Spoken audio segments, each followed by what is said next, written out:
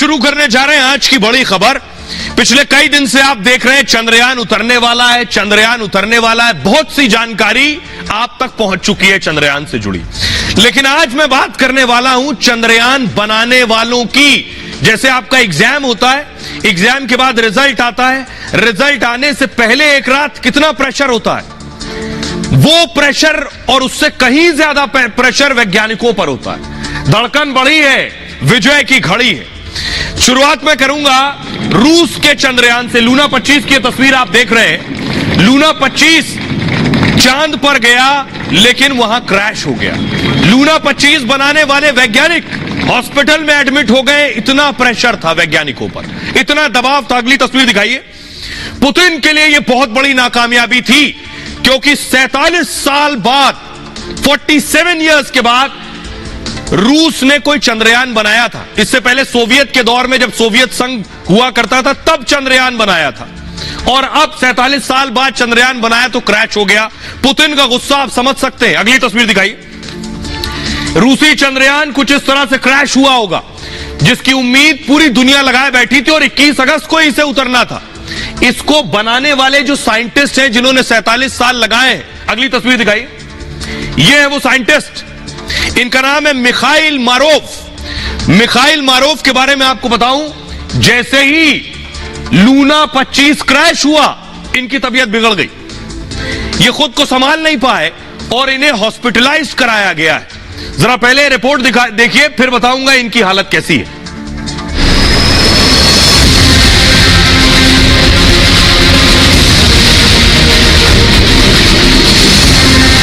रूस का moon mission fail हुआ तो उसके बड़े वैज्ञानिक अस्पताल में भर्ती हो गए। मतलब लूना 25 की नाकामी से मिशन से जुड़े लोग सदमे में हैं। उन्हें इतना तनाव है कि सोना तक मुश्किल हो गया है, चैन की नींद नहीं आ रही। अंदाजा लगाइए कि भारत के वैज्ञानिकों पर भी दबाव होगा, जिस चंद्रयान की कामयाबी के लिए पूरा देश दुआ कर रहा है।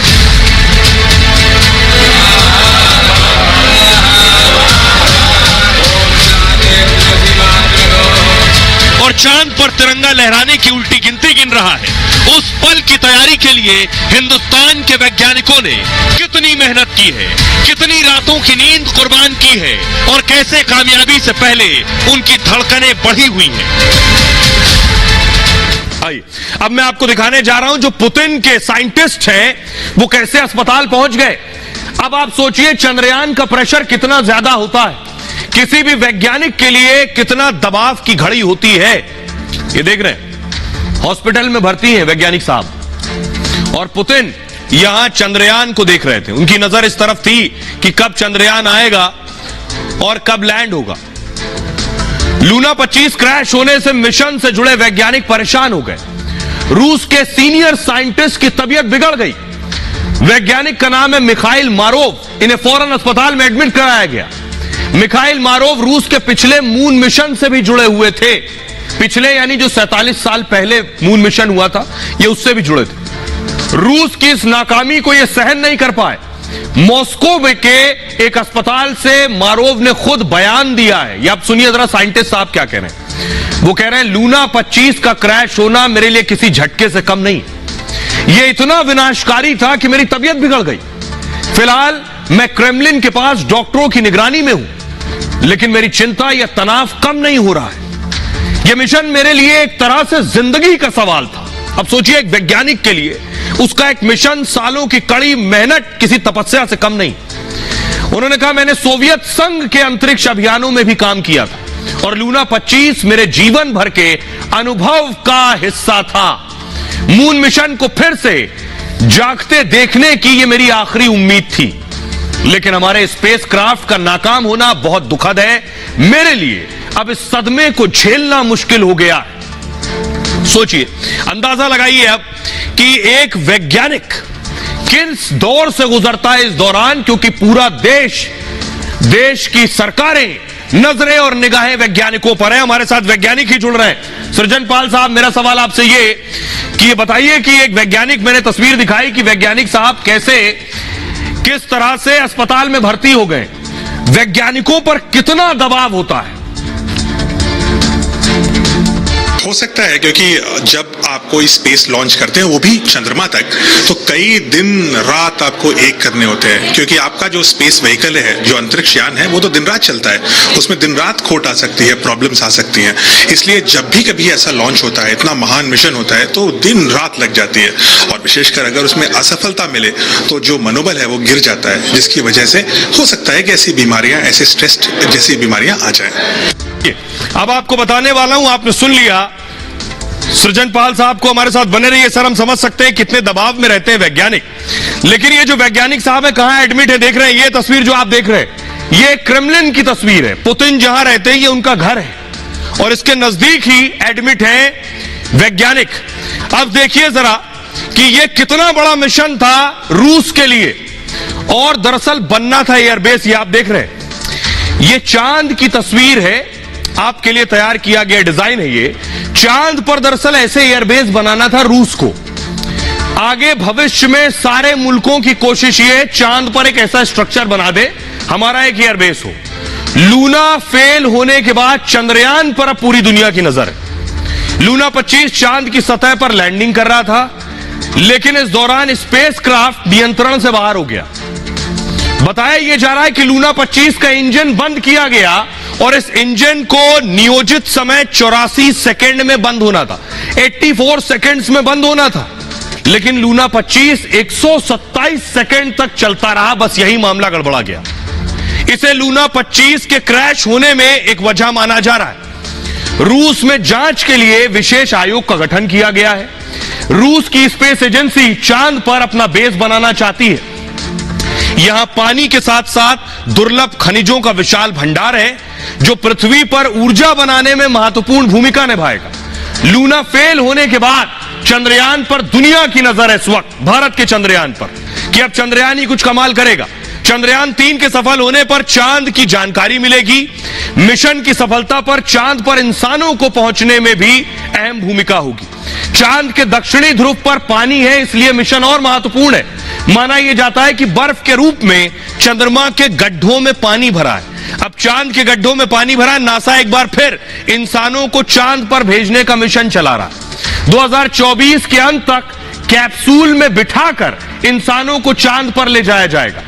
इसके बाद फिर वापस इंसानों को पृथ्वी पर लाया जाएगा।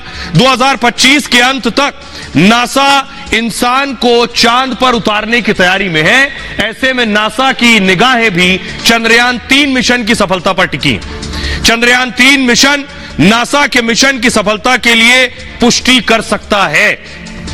अब आपको सृजनपाल जी बेहतर बताएंगे जो बात हम कह रहे हैं कि वहां बेस बनेगा, बस्तियां बसेंगी। सृजनपाल जी, दर्शक जानना चाहते हैं, उन्हें बताइए जरा, क्या चांद पर बस्तियां बनेंगी कभी, या सिर्फ ये कहानियां हैं? चांद पर सब कुछ बनेगा। चांद पर इंसान भी रहेंगे, चांद पर इंसानों के साथ अन्य जानवर भी रहेंगे, हम उनको भी लेके जाएंगे। और चांद पर जब ये सब होगा तो कहानियां भी बनेंगी। देखिए, बहुत साल पहले लोग कहते थे कि समुद्र में नहीं जा सकते, मतलब हजारों साल पहले समुद्र में जाने की क्षमता नहीं थी इंसान के पास। अब लोग एक समुद्र पूरा जो पैसिफिक ओशन है, सबसे बड़ा ओशन है, हम उसको भी क्रॉस कर लेते हैं। इंसान को फिर कहा गया कि हम उड़ नहीं सकते, लेकिन अब हम एयरप्लेन में रोज उड़ते हैं।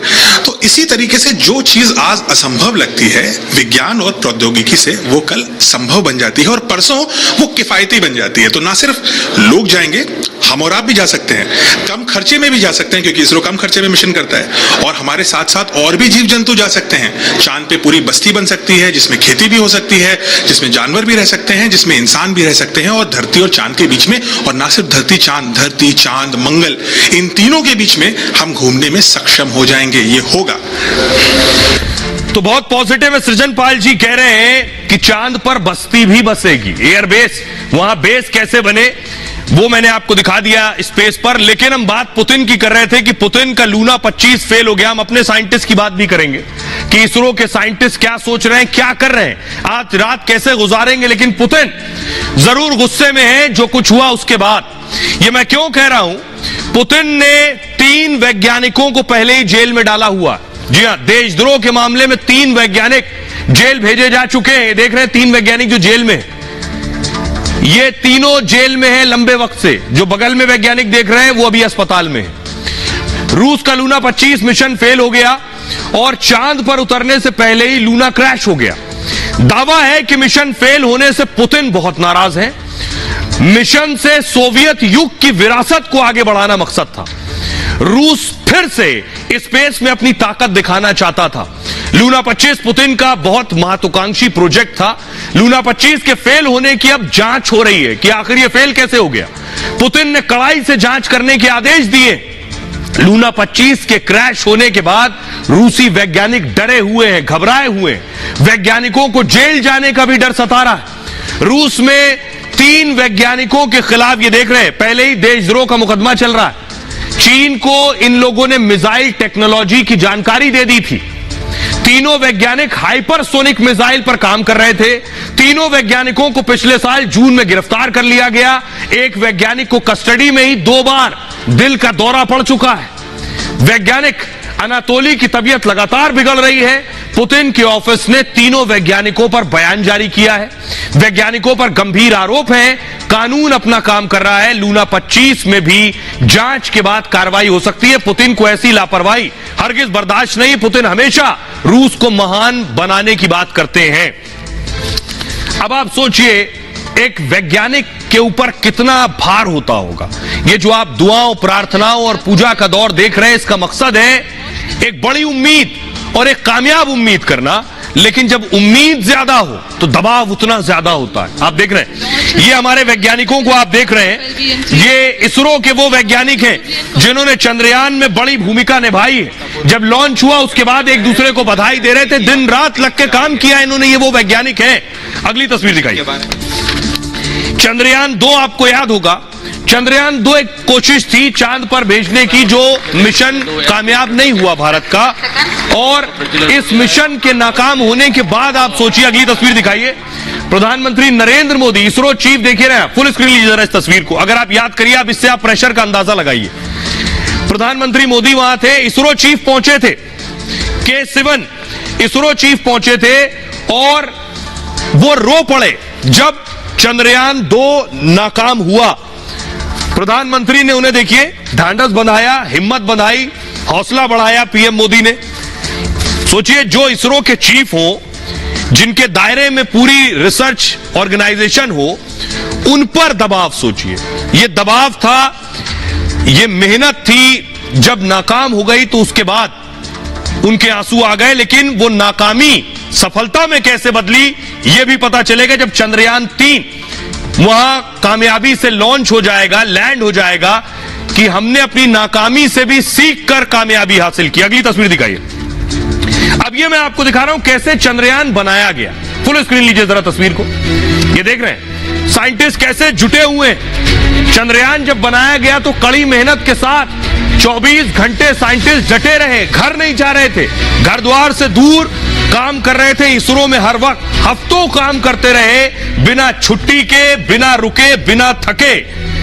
अब जब कल जब लैंडर उतरेगा चांद पर, इस वक्त वैज्ञानिकों की नजर, पिछले कई दिन से वैसे उनकी नजर स्क्रीन पर है, हर मोशन पर, हर मूवमेंट पर नजर है। आज क्या स्थिति होगी सोचिए। ये आप देख रहे हैं, ये वो वैज्ञानिक हैं, ये इसरो के चीफ हैं इस वक्त, एस सोमनाथ। इनका बहुत बड़ा रोल है। कल चंद्रयान की चांद की सतह पर लैंडिंग होने वाली। आज रात इसरो के वैज्ञानिकों को संभव है नींद ना आए। लॉन्चिंग से पहले 73 दिन वैज्ञानिक घर तक नहीं गए। 73 डेज घर नहीं गए। चंद्रयान 3 की लॉन्चिंग के लिए दिन रात काम करते रहे। 80 वैज्ञानिकों की टीम ने अलग अलग हिस्सों को पहले असेंबल किया, जोड़ा। चंद्रयान 2 के फेल होने के बाद चुनौतियां और बढ़ गई थी। पिछली गलतियों से सबक लेते हुए डिजाइन तैयार किया गया। कई तरह के टेस्ट हुए ताकि चंद्रयान 2 जैसी चूक दोबारा ना होने पाए। 2019 में चंद्रयान 2 की क्रैश लैंडिंग हुई थी, उससे सबक लिया गया। पहले साल में डेटा एनालिसिस के जरिए गड़बड़ियां ढूंढी गई। पहले डेटा एनालिसिस किया गया, क्या क्या गड़बड़ हुआ था चंद्रयान 2 में। दूसरे साल उपकरण और टेक्नोलॉजी में सुधार किया गया।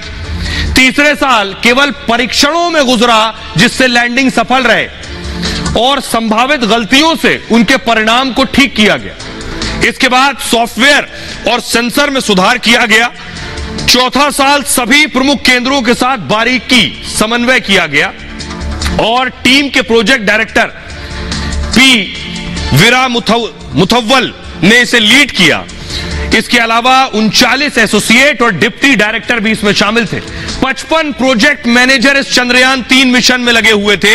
एसोसिएट डायरेक्टर कल्पना की अहम भूमिका है, इसलिए सफल लॉन्चिंग के बाद कल्पना को मंच पर बुलाया गया। अब सबकी नजरें कल चांद पर चंद्रयान 3 की लैंडिंग पर टिकी हुई है। हमारे साथ साइंटिस्ट सृजन पाल जी हैं, जो आपको सीधे सरल तरीके से जवाब देते हैं। सृजन पाल जी, हमने बताया, मेरा सीधा सवाल है, आज वैज्ञानिकों को क्या नींद नहीं आएगी? उनका भी जब मैंने देखा लूना 25 में पुतिन के वैज्ञानिक का हाल, कितने प्रेशर में वैज्ञानिक। आज रात तो भारत के किसी भी अंतरिक्ष वैज्ञानिक को नींद नहीं आएगी, चाहे वो इसरो में पहले रहा हो या बाद रहा हो। और इसरो के वैज्ञानिकों को तो खास तौर से पूरी रात आज वो ऑफिस में ही रहेंगे, ये खबर भी आई है, और वो वहीं से सब कुछ मॉनिटर करेंगे, क्योंकि हम सबको पता है कि कल का दिन बहुत ही महत्वपूर्ण है। वहीं से सारा जो सबसे मुश्किल घड़ी होती है वो वहीं से शुरू होती है, इसलिए रात भर उस डेटा को एनालिसिस किया जाएगा, कोई भी गलती ना हो जाए इसको इंश्योर किया जाएगा, और सारी टीम को साथ रखना वहां पर आवश्यक है। जी, बड़ी बात कह रहे हैं सृजन पाल जी, कह रहे हैं सिर्फ इसरो के साइंटिस्ट नहीं, वो खुद भी साइंटिस्ट हैं, उन्हें भी नींद नहीं आएगी आज। अब आपको बताता हूं, अब साइंटिस्ट की बात हो रही, दिलचस्प अगली तस्वीर दिखाइए जरा। ये आप देख रहे हैं, इसे आप बार बार सुन रहे होंगे, विक्रम लैंडर। फुल स्क्रीन लीजिए। ये जो विक्रम लैंडर आप बार बार सुन रहे हैं, अब आप सोच रहे होंगे विक्रम नाम कैसे पड़ा। कभी आपने सोचा है कि इसको विक्रम लैंडर क्यों कह रहे हैं? विक्रम लैंडर कहने के पीछे एक बड़ी वजह है। अगर आप विज्ञान के छात्र रहे हैं, नहीं रहे, सामान्य ज्ञान से जुड़े रहे हैं, विक्रम साराभाई एक बड़े वैज्ञानिक रहे हमारे देश में। उनके नाम पर इस लैंडर का नाम पड़ा, जो चांद पर उतरने वाला, उसका नाम विक्रम रखा गया, क्योंकि हमारे देश के एक बड़े वैज्ञानिक थे विक्रम साराभाई।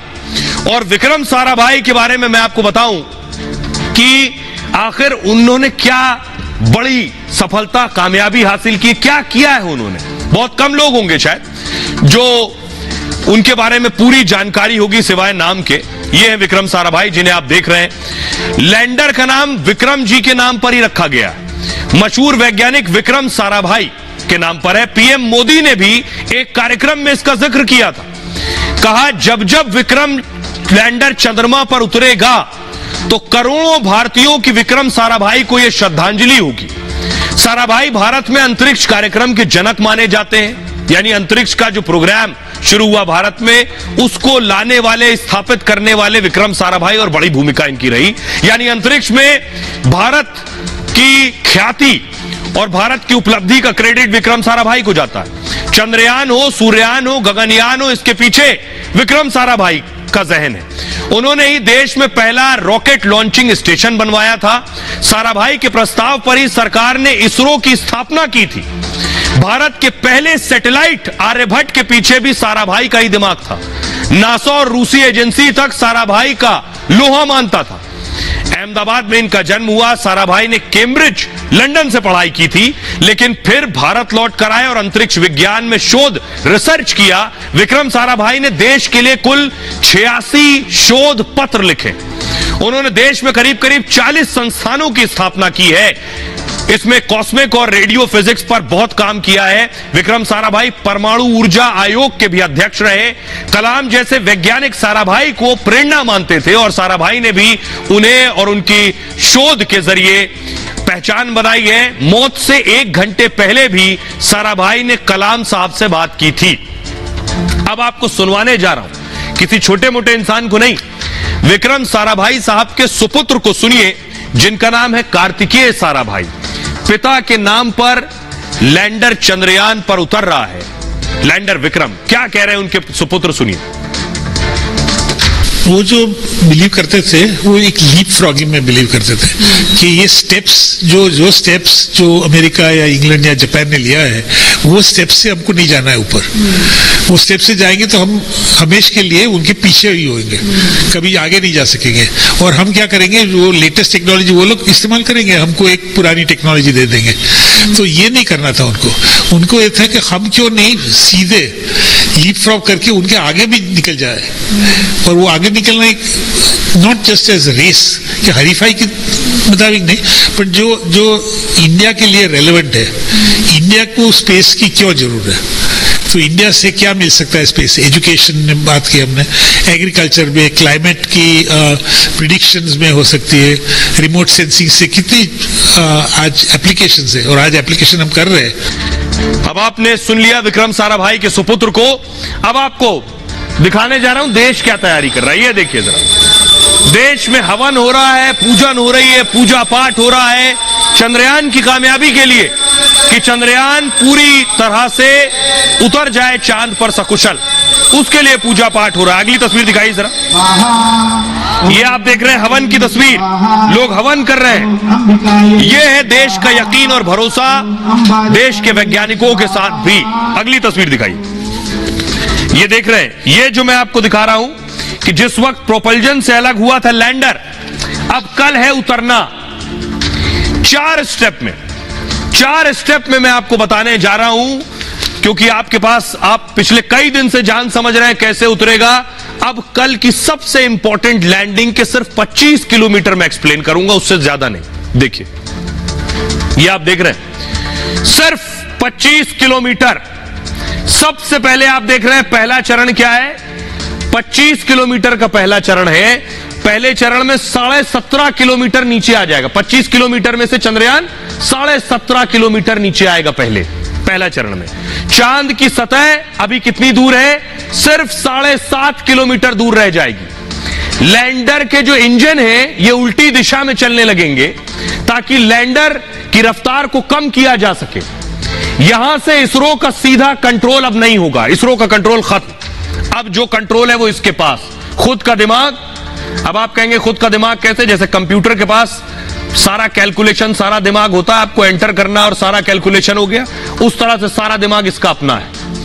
उतरने पर का फैसला ये लैंडर अब खुद करेगा। अब देखिए, थोड़ा और नीचे आएगा, 17.5 किलोमीटर के बाद 18.5 किलोमीटर, यानी करीब 700 मीटर और नीचे उतरेगा। फिर उसके बाद चांद की सतह से अब इसकी दूरी कितनी बची है नीचे से ऊपर तक, 6.8 किलोमीटर की दूरी रह जाएगी। इंजन फिर लैंडर की रफ्तार कम करेगा और अब देखिए और नीचे आएगा, 24.2 किलोमीटर पर आ जाएगा। उसके बाद 25 किलोमीटर पर चांद है, कहां अटका है, 24.200 मीटर। ठीक, 24 किलोमीटर 200 मीटर मैं कहूंगा। लैंडर करीब 18.5 से आप देखिए 24 पर आ गया, लगभग 6 किलोमीटर नीचे आएगा तीसरे चरण में। चांद की सतह से दूरी इसकी अब रह गई कितनी, नीचे से ऊपर 800 मीटर की दूरी रह जाएगी। लैंडर के सेंसर सतह पर लेजर किरण, अब यहां से लेजर किरणें नीचे जाएंगी, पता करेगी कितनी दूरी पर जमीन है, कोई गड्ढा तो नहीं है, कितना समतल है, कितनी दूरी बची है।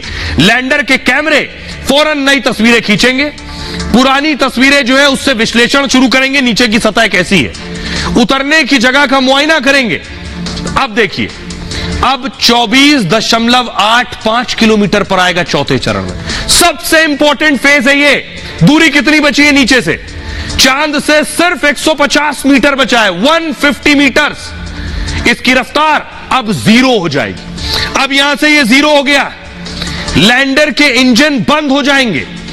लैंडर फिर कैमरे से तस्वीरें लेगा, 150 मीटर ऊपर जब होगा फिर तस्वीरें लेगा, पुरानी तस्वीरों से फिर विश्लेषण करेगा। कैमरा अब किस मोड में आएगा, गो नो गो।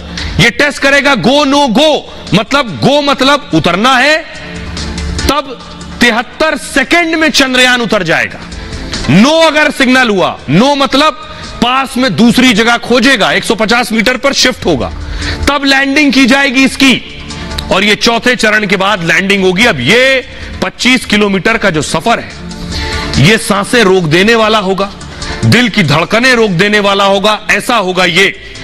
अब मैं आपको सुनाने जा रहा हूं, सुनिए जरा।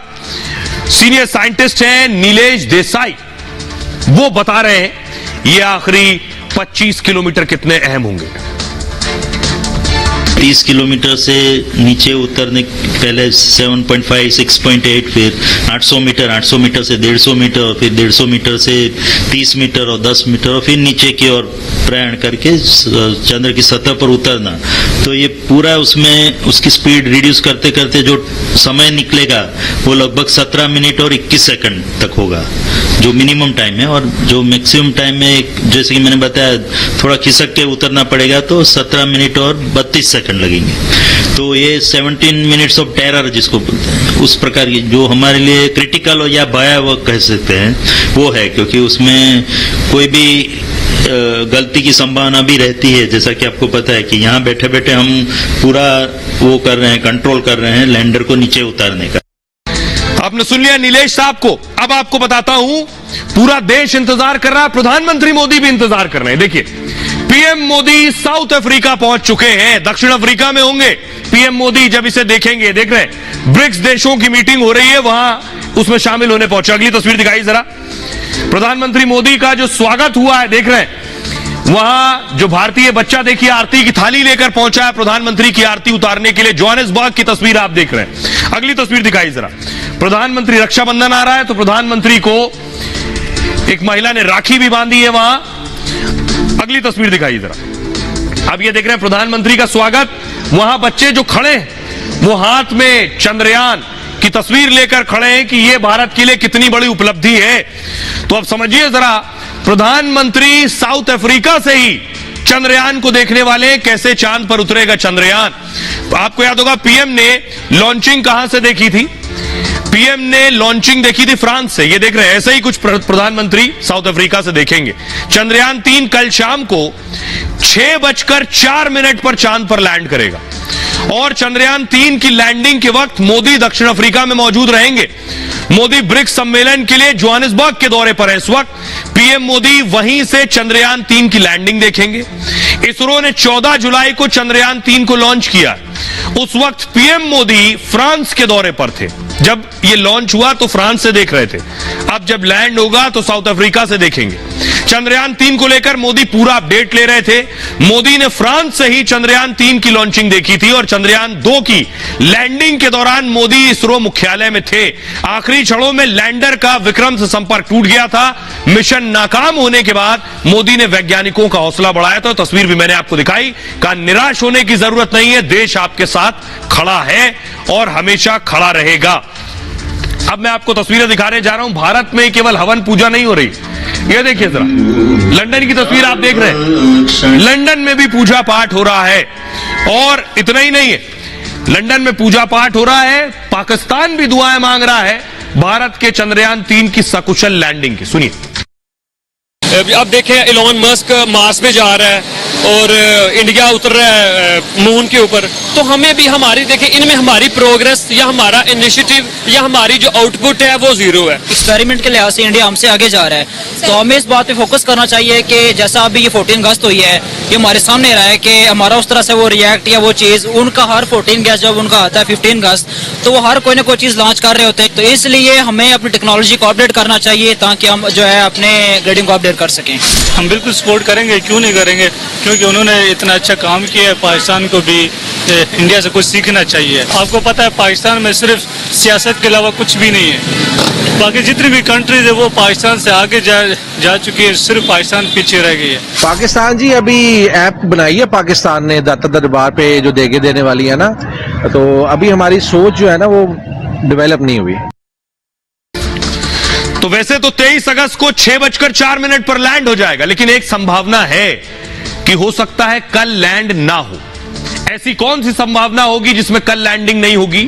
कल नहीं होगी तो फिर कब लैंडिंग होगी, यह मैं आपको बताने जा रहा हूं। विक्रम की लैंडिंग का आखिरी फैसला आखिरी 2 घंटे में होगा, यानी 6:04 पर उतरना है तो 4:04 पर आखिरी फैसला होगा। शाम 4 बजे उतरने का निर्णय लिया जाएगा। परखा जाएगा कि लैंडर सही तरीके से काम कर रहा है या नहीं। लैंडर में लगे इंजन पूरी तरह से सक्रिय होने चाहिए ताकि वो लगातार लैंडर की रफ्तार कम कर सके। सेंसर और कैमरे की भी आखिरी जांच होगी जिससे लैंडिंग के वक्त कोई गड़बड़ी ना हो। इसके बाद चांद के मौसम का भी आकलन किया जाएगा। देखा यह जाएगा कि चंद्रयान के उतरने जैसे हालात हैं या फिर नहीं है। कई बार चंद्रमा में तूफान के हालात का दावा भी किया जाता है। अगर उस वक्त भी ऐसे हालात बने तो लैंडिंग टाली जा सकती है। चांद पर सूर्य की रोशनी को भी देखा जाएगा कब तक पहुंच रही है। फिर 23 अगस्त की जगह 27 अगस्त को भी लैंडिंग हो सकती है, एक संभावना यह भी है। तब चंद्रयान 18 किलोमीटर की ऊंचाई से पर रहेगा उस वक्त, और उसके बाद फैसला तय करेगा अपना क्या करना है। मतलब एक बार फिर वो चांद की दूसरी कक्षा में चला जाएगा। उतरने का समय बदलेगा तो जगह भी बदल जाएगी, यानी अभी यहां उतर रहा है, अब कल नहीं उतरेगा, 27 को उतरेगा तो फिर यहां नहीं उतरेगा, फिर चांद में कहीं और उतरेगा, लगभग 400 किलोमीटर दूर उतरेगा अगर कल यहां नहीं उतरा तो। अब मैं आपको बताऊं कि 400 किलोमीटर दूर अगर उतरेगा तो कितनी दूर हो जाएगा शहर के हिसाब से मैं आपको बताता हूं। देखिए जरा, ये आप देख रहे हैं, मैप प्ले कीजिए प्लीज। ये आप देख रहे हैं मुंबई से और अहमदाबाद 530 किलोमीटर की दूरी है, वहां 400 किलोमीटर की दूरी बदल जाएगी।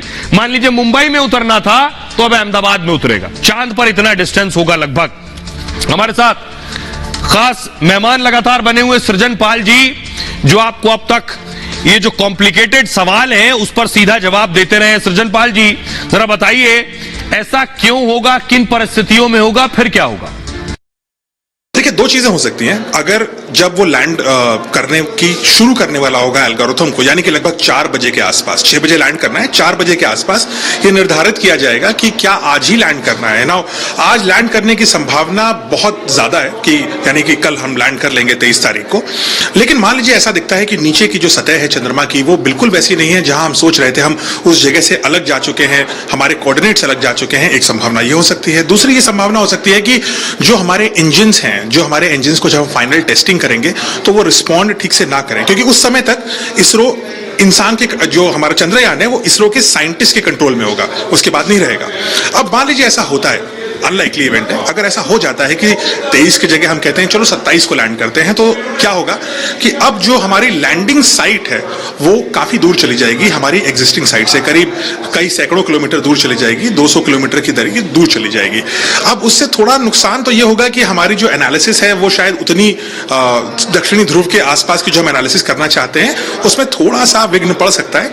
हालांकि जो दूसरी साइट हम चूज कर रहे हैं वो भी उतनी ही सक्षम है, कारगर है और यूजफुल है जितनी पहली साइट है। लेकिन एक और नुकसान होगा अगर ऐसा होता है। आपको याद होगा कि हमने कहा था कि 14 दिन ही मिशन चल पाएगा, क्योंकि जो सन है वो 14 दिन ही रहता है और 14 दिन की रात हो जाती है। तो अगर हम 4 दिन डिले कर देंगे तो हमारा मिशन जो 14 दिन है वो घट करके 10 दिन रह जाएगा। तो पूरी आशा, कामना, प्रार्थना यही है कि कल ही लैंड कर जाए, 23 तारीख को सही समय पे लैंड करें, ताकि ज्यादा से ज्यादा डेटा आ सके उन 14 दिनों के लिए प्रज्ञान रोवर से। जी सर, आप सही कह रहे हैं, आपके पास आएंगे, लेकिन अभी दुआओं का जो दौर जारी है वो आपको बताता हूं। ये आप देख रहे हैं, ये प्रयागराज की तस्वीर मैं दिखा रहा हूं। प्रयागराज में हवन हो रहा है, मंत्रोच्चारण हो रहा है कि सकुशल उतर जाए चांद पर लैंडर। अगली तस्वीर दिखाइए। ये मैं आपको दिखा रहा हूं चंद्रमौलेश्वर महादेव मंदिर की तस्वीरें आप देख रहे हैं।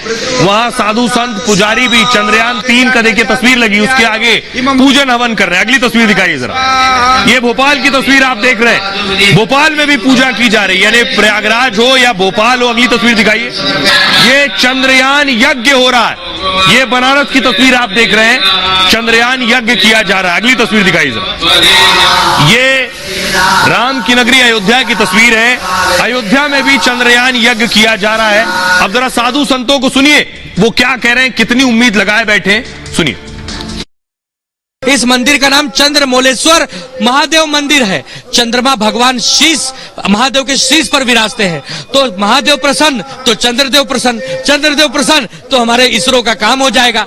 भगवान भोले के ऊपर, प्रभु राम के ऊपर, महाबली हनुमान के ऊपर, हनुमान जी के वेग के जैसे चंद्रयान 3 पहुंचने जा रहा है चांद पर, तो अपार उत्साह है कि जो भी बाधाएं आ रही हों वो सारे श्री सीतारामचंद्र जी दूर करें और बाधाओं को दूर करते हुए सफलतापूर्वक उसकी लैंडिंग हो। और जिस प्रयास और खोज में वो जा रहे हैं, जल जीवन की खोज में, खनिज की खोज में, इन सारी चीजों पर वो अपना कार्य संपन्नता पूर्वक कर पाए। और भगवान से प्रार्थना कर रहे हैं कि आपका ही एक गण चंद्र है, उसके नाम से अगर कोई यंत्र वहां जा रहा है तो उसकी सफलता के लिए आपसे प्रार्थना है कि उसके सफल लैंडिंग होनी चाहिए। इसकी सफलता के लिए अपने अपने इष्ट देवताओं को निवेदन करना चाहिए कि किसी प्रकार का कोई भी कठिनाई न आवे और बड़ी सरलता से चंद्रयान चंद्रमा पर पहुंच जाए। सुन लिया आपने। आइए अब आपको बताता हूं पुजारी क्या कह रहे हैं, साधु संत क्या कह रहे हैं, लेकिन आखिर ज्योतिष क्या कहता है। चांद, क्योंकि पूरे देश का जो यकीन है वो ज्योतिष शास्त्र में है लगभग बड़े पैमाने पर, तो ज्योतिष क्या कहता है कल सफल लैंडिंग हो जाएगी। 14 जुलाई को दोपहर 2:35 पर लॉन्चिंग हुई थी चंद्रयान की। इस आधार पर कुंडली में चंद्रयान की लग्न वृश्चिक होगी। ग्रहों की स्थिति में चंद्रयान को सफलता की संभावना है। 23 अगस्त यानी कल चंद्रयान 3 की चांद पर लैंडिंग होनी है। इस दौरान चंद्रमा अपनी नीच वृश्चिक राशि में रात 10:20 तक रहेगा। इसका मतलब हुआ रात 10:20 पर लैंडिंग पूरी तरह सुरक्षित रहेगी। इस बीच में लैंडिंग होगी तो सुरक्षित होगी। चंद्रयान 3 को चांद पर शाम 6:04 पर लैंडिंग करनी, यानी ज्योतिष के अनुसार चंद्रयान 3 की सफलता पक्की है। सुनिए ज्योतिषी हमारे देश के क्या कह रहे हैं इस लैंडिंग पर।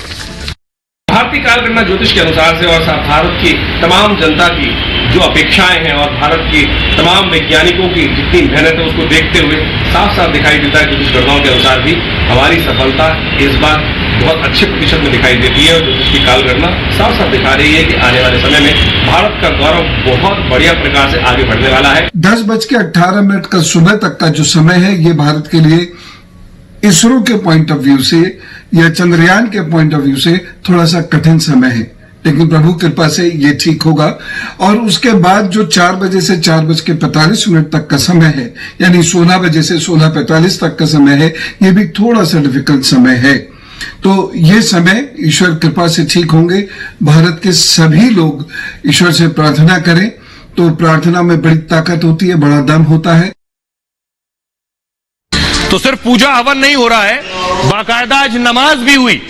चंद्रयान के पूरी तरह से कामयाब होने के लिए नमाज हुई। नमाज के बाद दुआ मांगी गई। अब जरा सुनिए ये जो दुआ मांगने वाले नमाजी हैं ये क्या कह रहे हैं। जी बिल्कुल एक खुशी का माहौल है, बल्कि हम लोगों की तो ये दुआ थी जब ये लॉन्च हुआ था रॉकेट, तभी से सब दुआओं का जिक्र कर रहे हैं कि यकीन था कि ये चंद्रयान पहुंचेगा और ये पहुंच के कल दिखाएगा। एक बहुत बड़ी खुशी हम लोगों को महसूस हो रही है कि हमारे देश का नाम रोशन होगा कि एक चंद्रयान, और ये जो हमारे साथी हैं इनकी भी यही एक कोशिश है कि हम भी आगे चल के साइंटिस्ट बने और इसी तरह हम अपने देश का नाम रोशन करें। भी हम लोग ने नमाज में ये दुआ की है कि इंशाल्लाह अच्छे से लैंड हो जाए और जो भी हमको मालूम पड़ता है चांद पे नई रिसर्च होती है उससे हम लोग को फ़ायदा ही होने वाला है और काफ़ी इंडिया तरक्की करेगा उसके बाद। और हम लोग चाहते हैं कि ज़्यादा से ज़्यादा तरक्की हो। हम लोग भी साइंस पढ़ते हैं, हम लोग को भी पता है काफ़ी मुश्किल टास्क है ये इंडिया के लिए, और ये हो जाता है तो इंडिया इसरो जो है काफ़ी आगे चला जाएगा, नासा की टक्कर में आ जाएगा। आइए अब आपको दिखाते हैं। ये आप देख रहे हैं अहमदाबाद के छात्रों को आप देख रहे हैं जो चंद्रयान के लिए प्रार्थना कर रहे हैं अहमदाबाद में। अगली तस्वीर दिखाइए जरा। उरी की तस्वीर आप देख रहे हैं। उरी में स्टूडेंट तिरंगा लिए हुए हैं और चंद्रयान के पूरी तरह से सक्सेसफुल होने की कामना कर रहे हैं। अगली तस्वीर दिखाई जरा। आइए अब मैं आपको दिखाता हूं कि आखिर जब बच्चों की बात हो रही है, छात्रों की बात हो रही है, तो मैं आपको बताने जा रहा हूं कि आखिर कभी आपने सोचा है कि भारत का कनेक्शन चांद के साथ एक और भी है। बचपन में हमारे देश में बच्चों को लोरी सुनाई जाती है चंदा मामा दूर के। अब चंदा मामा हमारे लिए पास क्यों गए, लेकिन चांद को मामा क्यों कहते हैं, कभी आपने सोचा है? आइए अब आपको बताते हैं, दिलचस्प कहानी है कि चांद को मामा कहते हैं। क्या रिश्ता है चांद और पृथ्वी का, हम क्यों मामा कहते हैं? अरबों साल पहले पृथ्वी से, ये पृथ्वी है, इससे एक पिंड टकरा गया और इस पिंड का नाम था शिया। शिया नाम का ग्रह पृथ्वी पर टकराया। यह शिया ग्रह मंगल ग्रह के आकार का था, इतना बड़ा। पिंड के टकराने से पृथ्वी का हिस्सा टूट गया और यही हिस्सा टूटकर अंतरिक्ष में चला गया, जो बाद में धरती के चक्कर लगाने लगा। करीब 4.5 अरब साल पहले चांद का निर्माण हुआ। इसको मैं कहूं 450 करोड़ साल पहले। अगर आप पढ़ेंगे विज्ञान में तो हमारी पृथ्वी 450 करोड़ साल पुरानी है और चांद भी 450 करोड़ साल लगभग पुराना है। तो उस दौर में यानी पृथ्वी से निकला हुआ हिस्सा ही चांद है और दो साथ के अलग हो गए, इसलिए रिश्ते में पृथ्वी चांद, क्योंकि लगातार धरती का चक्कर लगाता रहता है और इसलिए चक्कर लगाता है, तो पृथ्वी को हम क्या कहते हैं? पृथ्वी को हम मां कहते हैं और इसी से निकला हुआ हिस्सा है, तो ये मामा कहा जाता है। मान्यता है कि भाई की तरह धरती की सुरक्षा भी करता है, इसलिए चांद को धरती का भाई भी माना जाता है और इसलिए हम मामा कहते हैं, क्योंकि पृथ्वी को हम माता मानते हैं। आइए आपको दिखाते हैं कुछ और तस्वीरें। देश किस तरह से, ये देख रहे हैं, देश में मान लीजिए फेस्टिव मोड में देश आ गया। चंद्रयान 3 लैंड करने वाला है, देश में हवन पूजन हो रहा है, ये आप देख रहे हैं।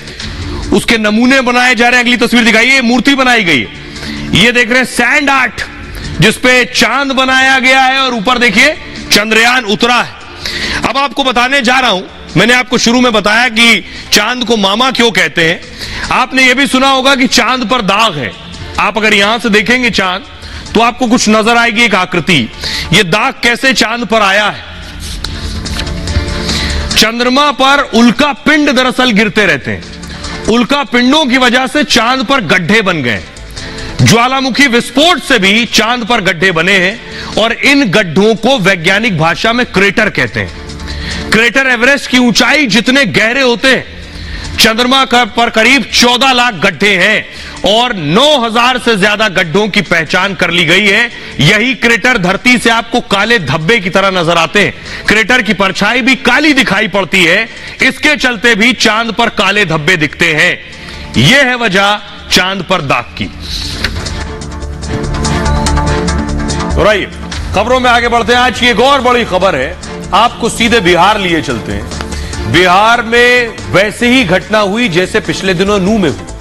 तस्वीरें दिखाएंगे। बिहार में नागपंचमी पर यात्रा निकल रही थी, तस्वीरें आप देख रहे हैं। नागपंचमी के मौके पर यह यात्रा निकल रही थी। अलग अलग शहरों में, अलग अलग जिलों में इस तरह की यात्रा निकलती है नागपंचमी के मौके पर। लेकिन नू में क्या हुआ था? पत्थर चले थे, गोलियां चली थी।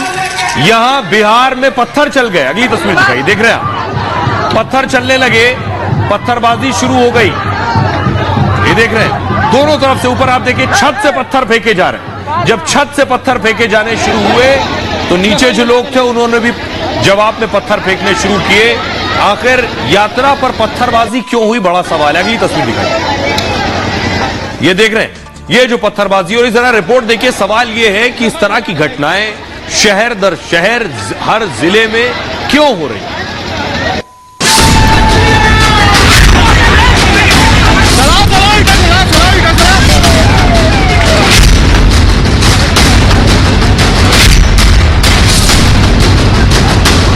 बिहार की तस्वीर है। बिहार में नागपंचमी पर दंगाइयों ने जमकर बवाल काटा। हिंदुओं के महावीरी जुलूस पर चारों तरफ से घेर कर पत्थर बरसाए गए। उन्हें आगे जाने से रोक दिया गया और नीतीश बाबू की पुलिस हाथ पर हाथ धरे बैठी रही। माहौल में महावीरी झंडा का हर जगह शांतिपूर्ण है, हर जगह और मजिस्ट्रेट है। हिंदुओं के इस त्योहार पर एक जगह नहीं, कम से कम 4 से 5 जगहों पर ऐसी हिंसा देखने को मिली, जिसके बाद हिंदू और मुसलमान आमने सामने आ गए। इस पत्थरबाजी में कई लोग घायल हुए, लेकिन गनीमत रही कि कोई बड़ी वारदात नहीं हुई।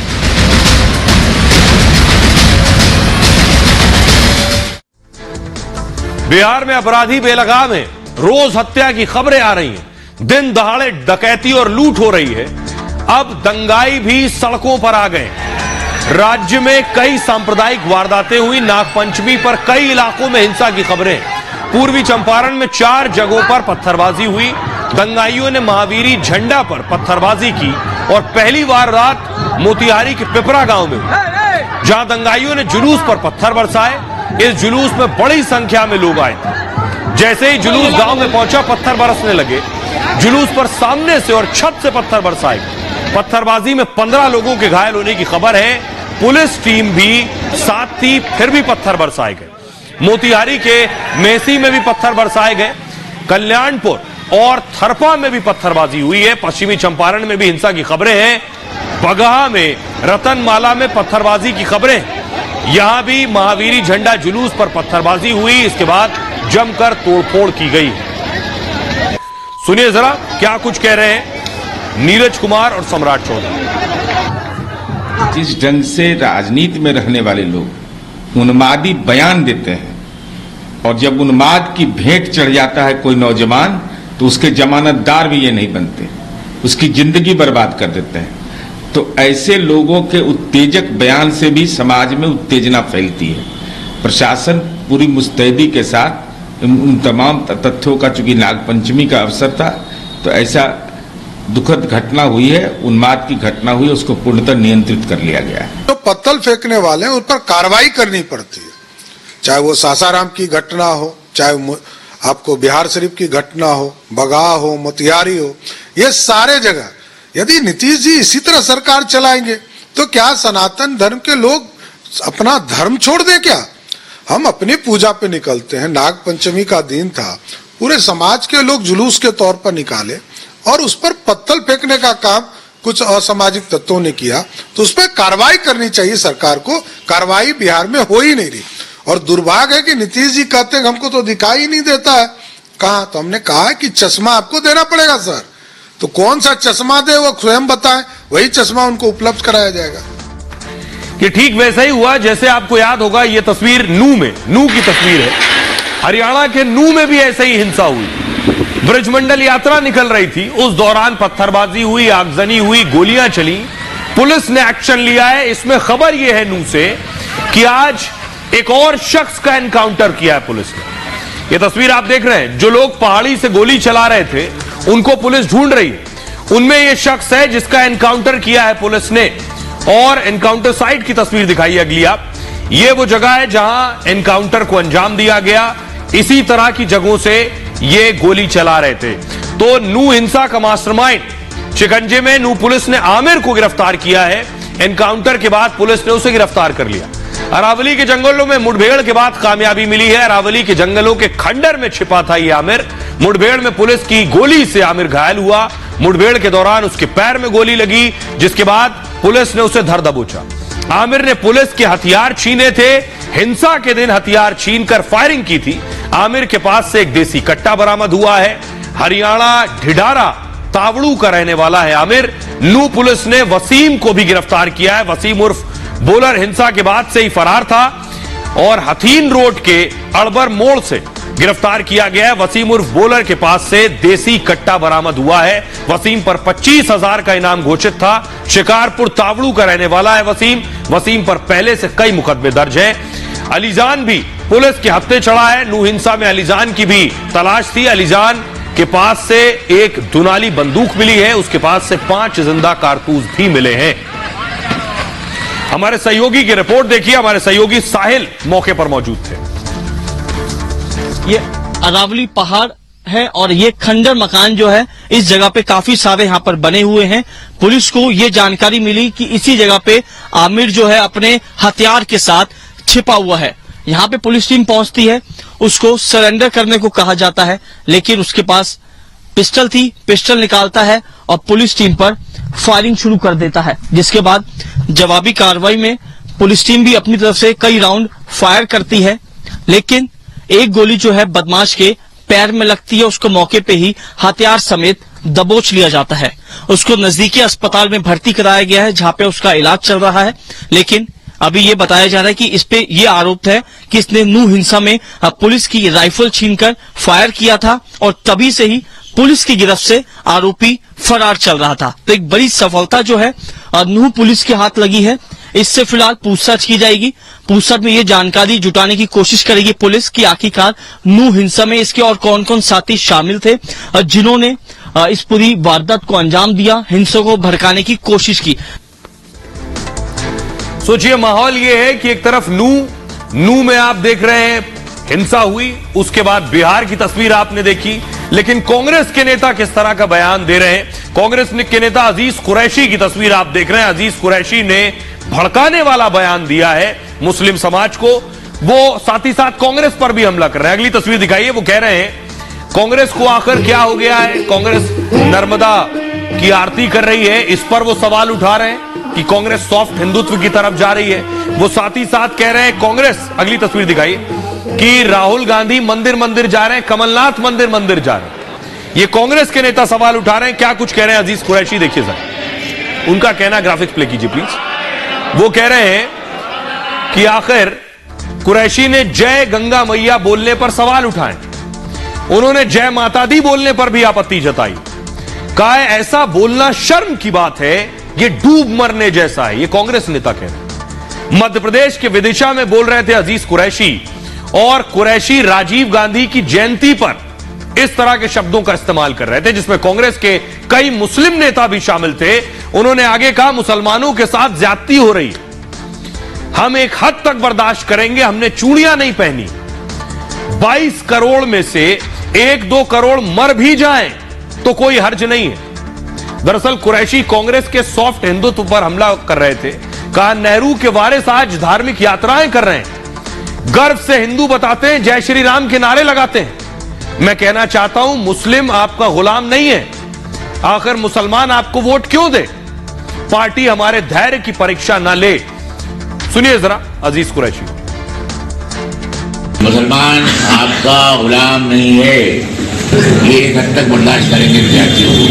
उनकी मस्जिद जला दो, उनके घर जला दो, उनके बाजार जला दो, उनकी दुकानें जला दो, उनकी माओं की बेइज्जती करो, उनके बच्चों को यतीम कर दो, तुम स्वावानों की मांग का सिंदूर पूछ दो, तुम हमारी बहनों के हाथों के हाथ चूड़ियां तोड़ दो, हम एक हद तक बर्दाश्त कर देंगे।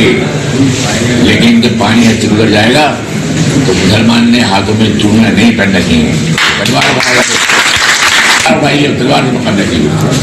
22 करोड़ लोगों में अगर करोड़ लोग मर जाए कोई हज की बच्चे।